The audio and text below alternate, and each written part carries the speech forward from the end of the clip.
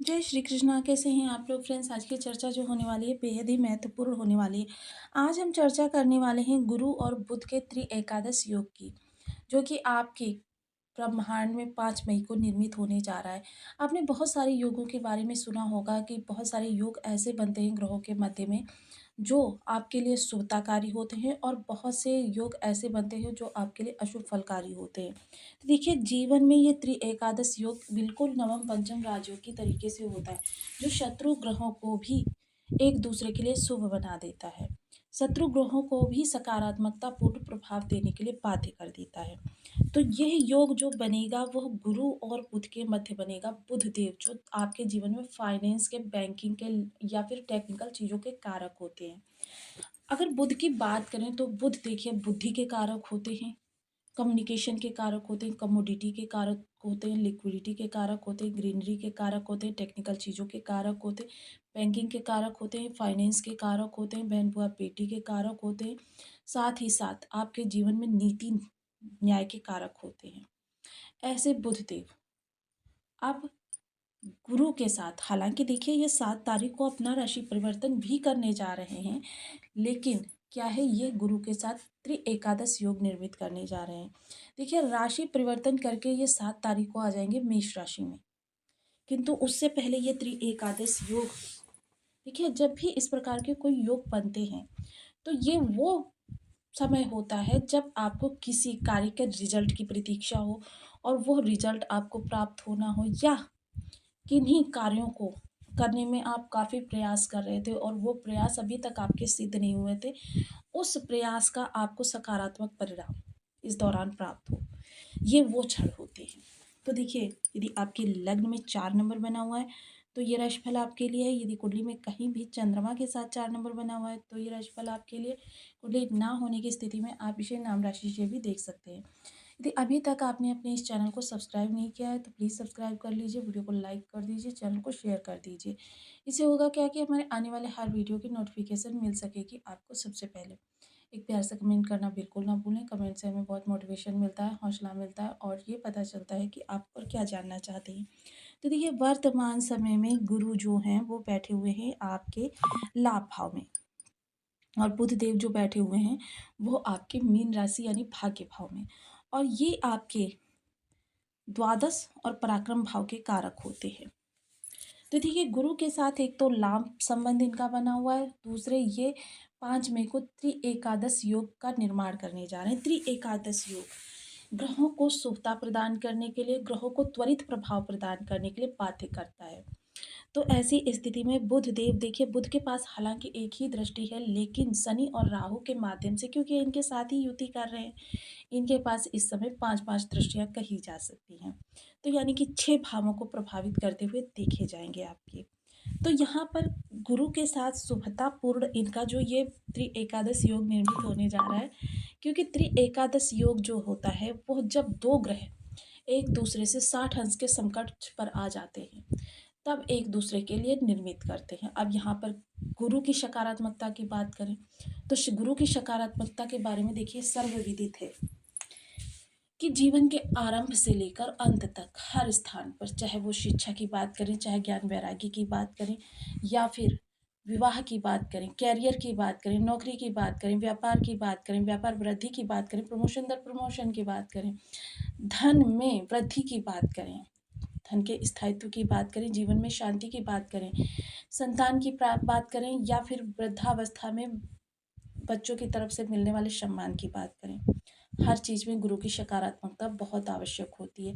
मानव जीवन में जो 16 संस्कार होते हैं, जब उन संस्कारों के कार्यों के लिए आप किसी विद्वान के पास जाते हैं, विद्वान पंडित हो या ज्योतिषी हो, उसके पास जाते हैं, तो क्या होता है, जब आप कहते हैं कि हमें शुभ मुहूर्त बता दीजिए, तो यदि ब्रह्मांड में गुरु की स्थिति शुभ नहीं होती तो आपके लिए वो मुहूर्त काफ़ी लंबे समय बाद निकलता है, जब भी ब्रह्मांड में गुरु की स्थिति शुभ प्राप्त होती है।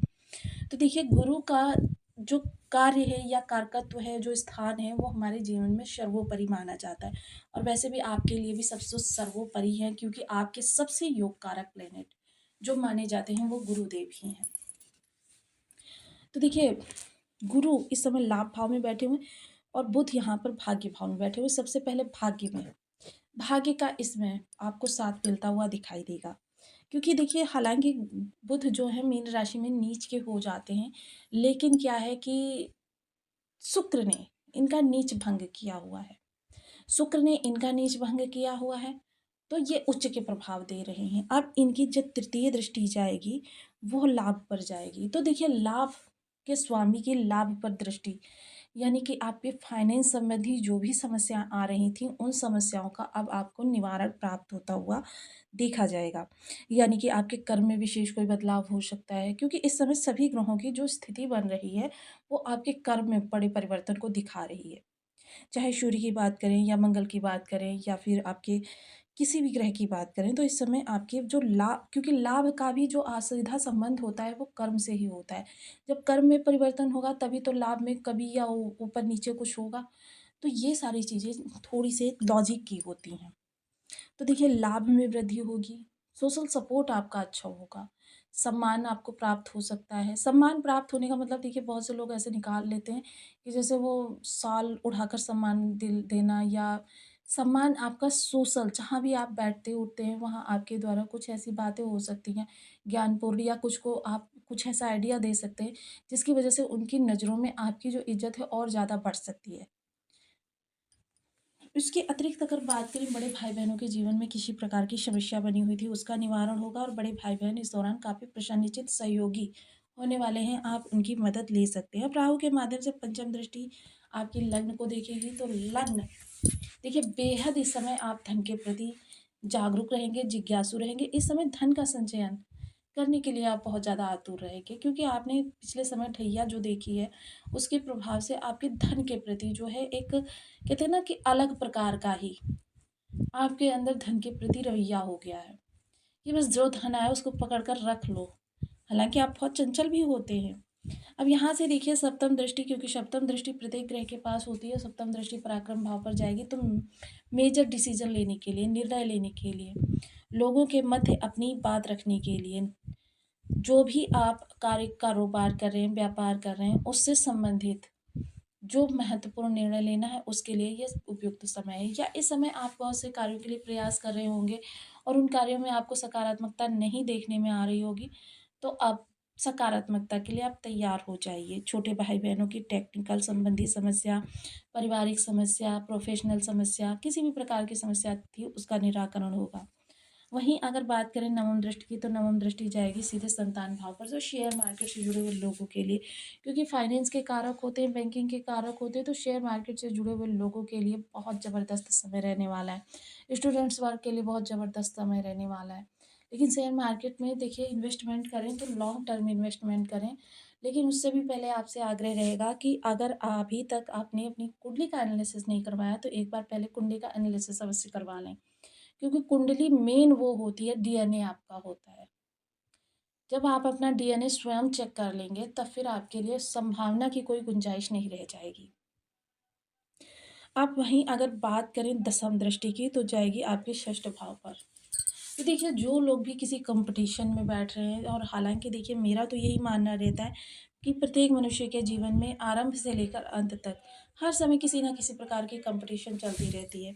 चाहे वो देखिए शिक्षा संबंधी कॉम्पिटिशन हो, या फिर आपके जीवन में नौकरी करियर को लेकर कॉम्पिटिशन हो, या फिर अपना स्थान बनाए रखने की, या फिर आपके कहते हैं प्रमोशन लपकने के लिए कॉम्पिटिशन हो, व्यापार में अन्य जो व्यापारी हैं उनसे बेस्ट करने की कॉम्पिटिशन हो, उनसे आगे निकलने की कॉम्पिटिशन, इन सभी कॉम्पिटिशन्स में आप अग्रणी रहने वाले हैं। स्टूडेंट्स वर्ग की बात करें तो इस समय उन्हें भाग्य का भी साथ मिलेगा। हालाँकि अगर कहें इस दौरान आपके 60% मेहनत कार्य करेगी, तो 40% आपका भाग्य उसमें मदद कर देगा। शत्रु पक्ष की अगर बात करें तो देखिए कोई विशेष आपके लिए स्थिति निकल कर नहीं आ रही है। लेकिन क्या है कि बैकबाइटिंग और ये कहते हैं कि कानाफूसी, ये तो चलती ही रहती हैं हर मनुष्य के साथ में। तो इन पर ध्यान ना देकर आप अपने कार्य पर फ़ोकस करें। ऋण लेन-देन के लिए समय काल जो है काफ़ी अच्छा नहीं कहा जा सकता है, क्योंकि मंगल इस समय पर आपकी लग्नगत बैठे हुए हैं, तो ऋण लेन-देन के लिए उपयुक्त समय नहीं है। इस दौरान हो सके तो आप इन चीज़ों को अवॉइड करें। आप यहाँ पर देखिए बहुत से लोगों के बर्थ चार्ट में इन ग्रहों की स्थिति, कभी क्या होता है ग्रह मृत बैठा होता है, अस्त बैठा होता है, डिग्री वाइज़ 0 होता है और फिर भी लोग कहते हैं कि हमें प्रभाव नहीं प्राप्त हो रहा। पहले उस ग्रह को चेक करिए। और क्या होगा कि देखिए हम आपको सदैव बताते हैं उपायों के लिए। उपाय जो होते हैं लंबे समय तक किए जाते हैं, धैर्यपूर्वक किए जाते हैं। जैसे आपने देखिए मेडिसिन्स का इसमें मैं उदाहरण देना चाहूँगी कि जैसे आप देखिए एलोपैथिक दवाइयों का प्रयोग करते हैं, आपको तुरंत प्रभाव मिल जाता है।